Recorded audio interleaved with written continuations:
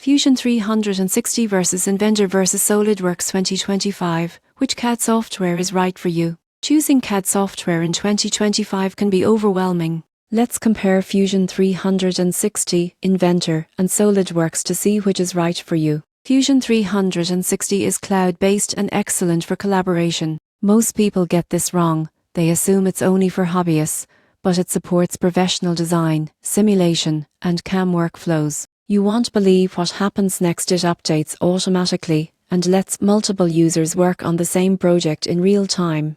Inventor is Autodesk professional-grade CAD software. It's best for mechanical design and engineering, with robust parametric modeling and simulation tools. For engineers working on complex machinery, Inventor is often the most precise and powerful option. SolidWorks is widely used in industry for mechanical design, assemblies, and product development. Its strengths lie in ease of use, extensive features, and a massive library of components. Many manufacturers rely on SolidWorks for prototyping and production-ready designs. Pricing and platform also matter. Fusion 360 offers subscription-based pricing with cloud benefits. Inventor is subscription-only and geared toward professional engineers, and SolidWorks is a one-time license plus maintenance, which can be pricey but widely supported.